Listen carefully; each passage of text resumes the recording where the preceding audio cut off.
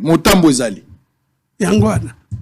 Nous, on a lu la constitution du Rwanda, de Burundi, de Tanzanie, de Zambie, d'Ouganda, de Congo-Brazzaville ici, Angola, tous nos pays frontaliers. Aucune disposition ne s'intègre pour nayo, papa. Et loko mabé article 51 au tangité. Yamana de l'unité tangasi. Balobi. Ok, article 51, la constitution. Oui, je l'ai presque approximativement dans Moutou. Si on va nous mettre, si j'ai la facilité de voir, je vais voir. L'État a le devoir d'assurer et de promouvoir la coexistence pacifique et harmonieuse de tous les groupes ethniques du pays. Il rassure également la protection et la promotion des groupes vulnérables de toutes les minorités. Il veille à leur épanouissement. Minorité, groupe vulnérable des minorités, mon piège. Tu as 250 groupes ethniques, minorités nan. Et tu vas voir la réponse. Il y a article 51 wana, et il y a un article 4.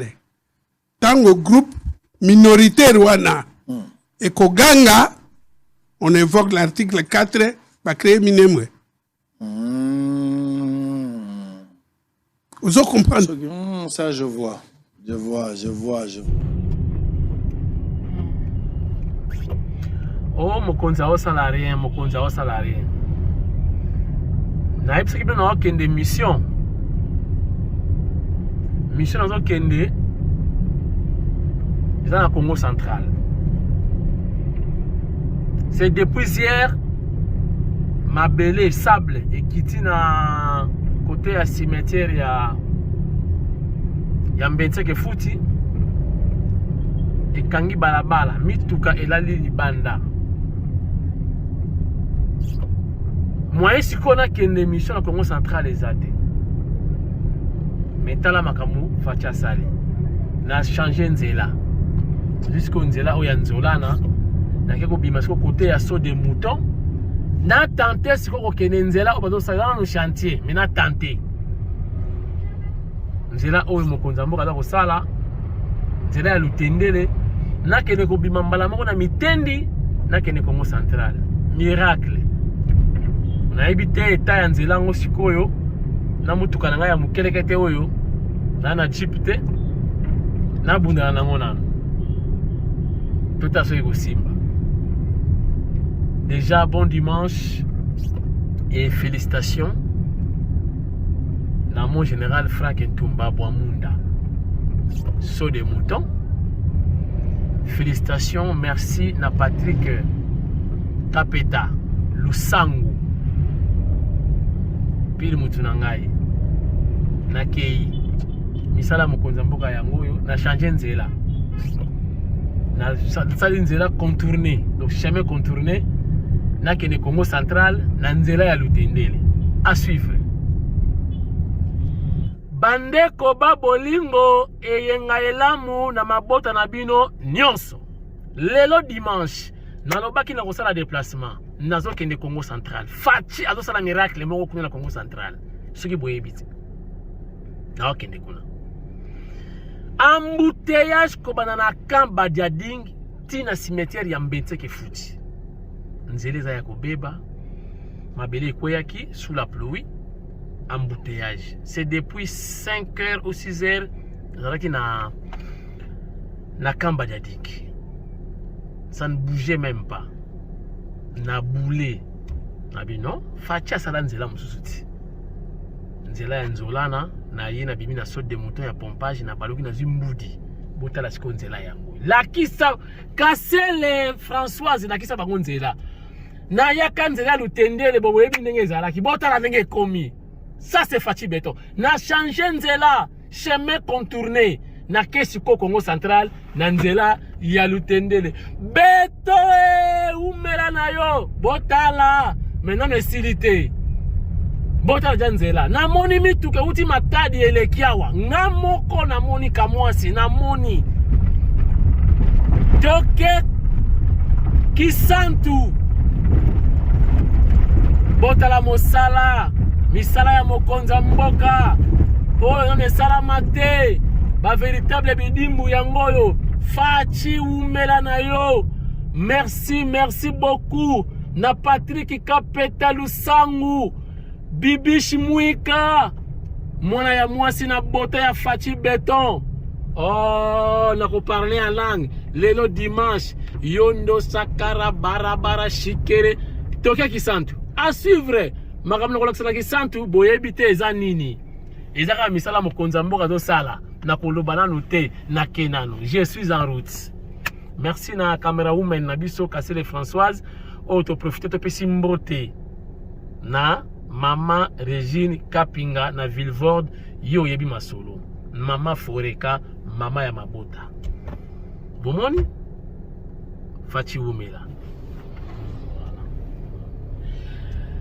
Ça continue hein, bazo sala 24 heures sur 24 matin, midi, soir, baza ko sala, botala bango wana. Bazo sala, misala ya mokonza mboka Fachi Beton mfumu wadi tunga. Umela na yo Beton National. Beton National. Umela. Makama boy, to changer constitution, to changer ango. To changer constitution. Président ya boy. Oyo non sala mate la. Umela na yo Fachi Beton. Bozomona nanu kute silite. Yondo Shabara, Yondo Sokoro, nanu esilite. Beton National Fachi wetu. Bomon na ke Congo Central nantela ya ozone.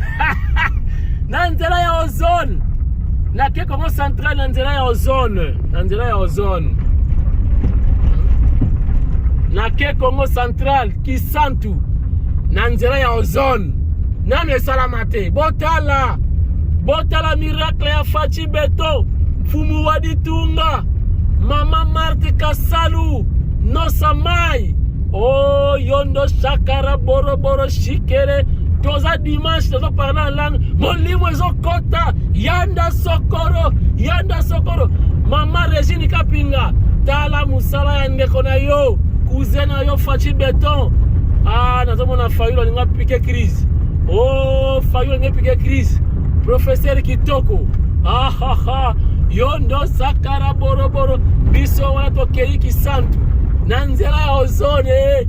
Nanu esala matata. Bazo sala ti dimanche. Bazo travailler ti dimanche. Bazo sala. Babuki mibeko a Yesu. Te. Point de développement. Tika basala. Oh. Yondo sakara shikere. À suivre. Mona ti dimanche baza ko sala. Donc Nzambe ako pardonner bango ata ba ke église te. Ayebi ke baza na développement ya mboka. Bazo changer mboka. Ti dimanche bazo sala. Oh, Beton National. Fachi wetu. Regine Kapinga, mama Villevorde. Tala misala ya Fachi Beton. Oh, frère Martin ko piqué crise. Ozomona misala nanu kute silite. Goudron nanu ekotite. Na kie kisantu. Botala musala mususu mokonza sali na kisantu. Nazola kisabino kalamingite. À suivre. Restez branchés. Christine Mpinda. Mama Munganga. Christine Mpinda na Panama. Motema ya Joseph Mpinda. Mwasi ya Ngambe. Mwasi kitoko. Na yebi ki waza kotala biso lelo. Na papika mwasi 4x4 télévision. Kotala misala ya Fachi Beton. Misala ya mokonza mboka. Era takate ti dimanche. Bada kosala. Toko sambela awa na nzela. Donc prière awa. Maria Losako tondi gracia. Mokonza sali na yo. Akumisio ya moya basi nyoso. Pe ya kumisi Fachi mwana wa yo. Santu Maria mama Marthe Kasalu. Sambela pona biso baka mwasi oyo. Nalongwa na mutuka ya muke. Nakoma na jeep. À suivre. Merci également na mon général Frank Ntumba Bouamunda saut de mouton et bende à moto. Le MM, mon général, Oumela, Tala Moussala, ya commandant suprême, Fachi Beton, Mfumu Wadi Tunga, mon général Frank Ntumba Bwamunda. Merci également à Patrick Lusangu Kapeta, Yoyebi Kati, les cinquantenaires, Moutunanga Moko, Lusangu Patrick, Narbo Sanapete, Chichi, le mannequin, Chichi, les petits frères du chef, Chichi, les mannequins. Nazoya, les petits frères du chef, Chichi, le mannequin de la famille Tshisekedi. À suivre. Augustin Kabouya Chilumba, Tosa Obika, 207, AK-47. Augustin Kabouya Mwanabute, Nzete Ambila, Bazako Kata na Butu, na Tongo Ekoli, 207. Tala Mosala ya Mokonza Mboka, Mfumwa Ditunga, Nano Salamate, Oeba véritable Bidimbu, Tosa Obika, Augustin Kabouya, Mwanabute, les Mwanabute du chef, 207.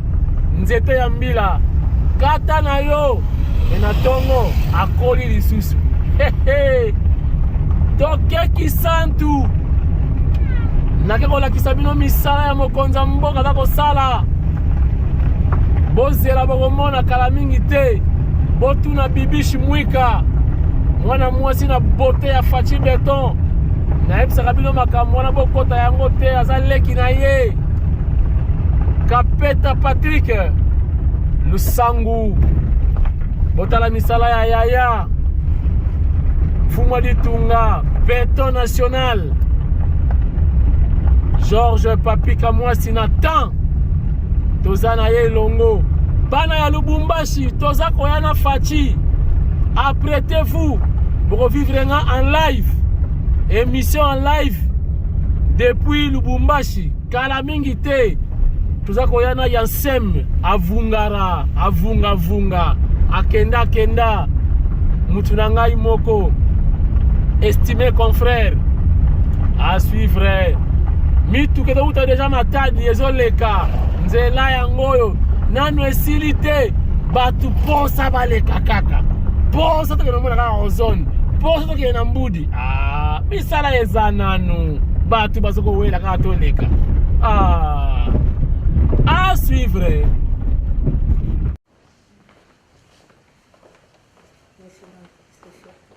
Nommé le 6 avril 2024 premier envoyé spécial de l'Union africaine pour la prévention du génocide et des atrocités de masse en Afrique, le Sénégalais Adama Dieng a entamé sa première mission en République démocratique du Congo. Conscient de sa lourde responsabilité, Adama Dieng veut s'inspirer du leadership du président Félix-Antoine Tshisekedi Tshilombo dans l'attachement au respect des droits humains. Kinshasa est la porte d'entrée de ma première mission dans le cadre de ce mandat. Et il est heureux que je commence par le Congo, parce que le Congo est un pays immense qui a donné à l'Afrique un fils éminent dont je tiens à saluer ici la mémoire. Je vais parler de Étienne Tshisekedi, père de l'actuel président de la République démocratique du Congo. Et sa lutte constante pour la démocratie et la justice sociale a inspiré des générations entières. Et aujourd'hui, je me félicite de constater que son fils suit justement les traces du père pour assurer à son peuple justement l'accès aux droits économiques, sociaux et culturels. Et cela est important parce qu'il n'y a pas de justice sans justice sociale. En ce mois de novembre, la RDC va présider le Conseil de paix et de sécurité de l'Union africaine après son élection au Conseil des droits de l'homme. J'ai tenu naturellement à féliciter le président Tshisekedi pour l'élection de la RDC au Conseil des droits de l'homme. Et au cours des 3 années à venir, j'ai la conviction qu'il ne ménagera aucun effort pour que la RDC se positionne comme une championne de la protection des populations civiles en danger. Et c'est une lourde responsabilité, surtout à un moment où nous sommes témoins d'atrocités criminelles qui se commettent au Soudan.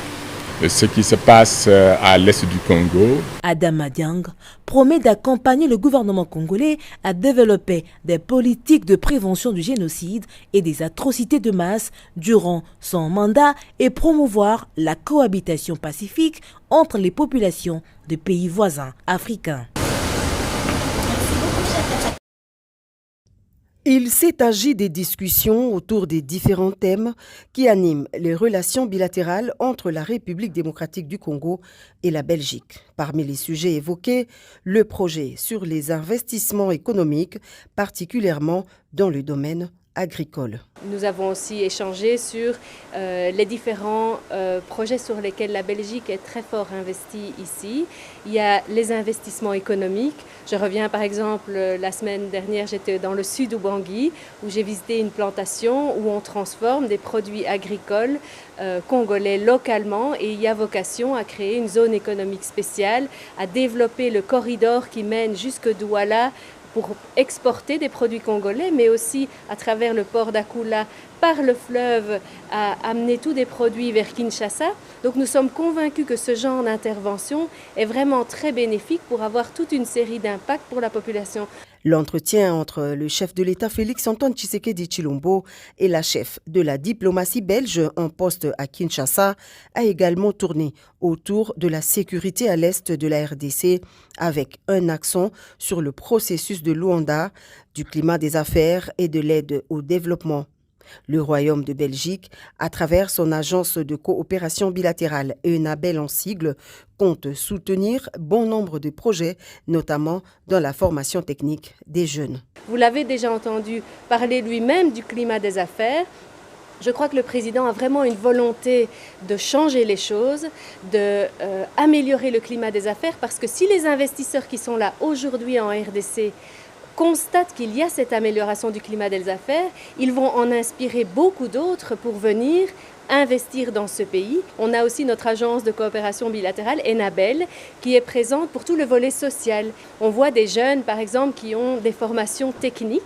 Donc, ils apprennent des métiers bien particuliers et quand ils sortent du secondaire avec ces formations techniques, ils reçoivent déjà un kit de démarrage. Donc, vous avez des jeunes qui sortent, qui ont appris la miellerie et qui sortent avec un kit pour démarrer déjà dès la sortie de l'école leur ruche et leur production de miel qui rapportent bien du revenu à la famille. Les relations bilatérales entre Kinshasa et Bruxelles remontent à des lustres, un partenariat qui ne cesse de s'intensifier à travers des projets à impact visible.